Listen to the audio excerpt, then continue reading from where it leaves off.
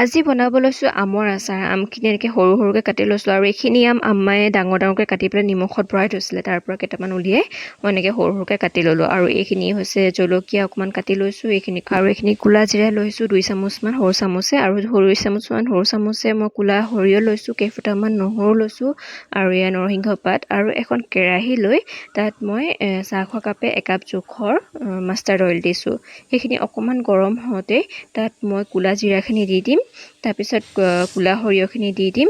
সেইখিনি দি পেলাই অকণমান সময় ভাজ খোৱাৰ পাছত মই কাৰি পাত্তাখিনি দি দিছোঁ, নৰসিংহ পাতখিনি, আৰু সেইখিনি দিয়াৰ পাছত নহৰুখিনি দি দিলোঁ, দি অকণমান ভাজি ল'ম।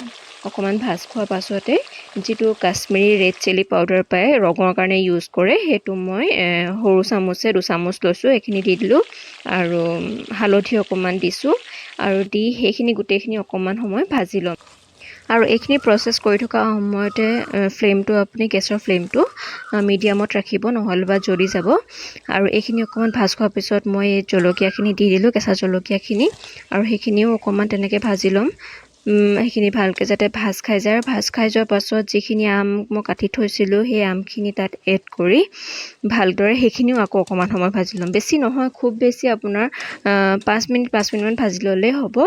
আমখিনি ভাজি লোৱাৰ পাছত মই অকণমান চেনি দিছোঁ, বেছি দিয়া নাই, আপোনাৰ সৰু চামুচে 3 চামুচমান দিছোঁ চেনি, আৰু অকণমান গুড় দিছোঁ।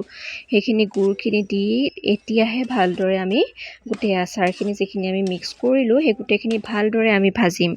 আৰু ভাজ খোৱাৰ পাছত যেতিয়া অকণ গলি যোৱা নিচিনা হ'ব তেতিয়া মই ভিনেগাৰ দিছোঁ, আৰু তাৰপিছত অকণমান হিং দিছোঁ, আৰু দি পেলাই আকৌ অকণমান সময় ভালদৰে ভাজিম। খুব বেছি আপোনাৰ 10 মিনিটমান ভালদৰে ভাজিম। তেতিয়া আপোনাৰ গোটেই বস্তুখিনি যেতিয়া অকণমান ডাঠ হ'ব তেতিয়া, আৰু যিখিনি আম দিছিলোঁ সেই আমখিনি অকণমান গলি যোৱা নিচিনা হ'ব, তেতিয়া গেছৰ ফ্লেমটো অফ কৰি পেলাই ঠাণ্ডা হ'বলৈ ৰাখি দিব।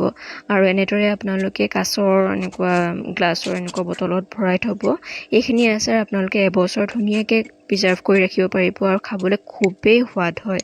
এবাৰ ট্ৰাই কৰি চাবচোন, আৰু কমেণ্টত জনাবলৈ নাপাহৰিব আকৌ দেই। আৰু যদি ভাল লাগিলে আপোনালোকে মোৰ চেনেলটো লাইক, শ্বেয়াৰ এণ্ড ছাবস্ক্ৰাইব কৰি দিব। আজিলৈ আহিলোঁ, বাই।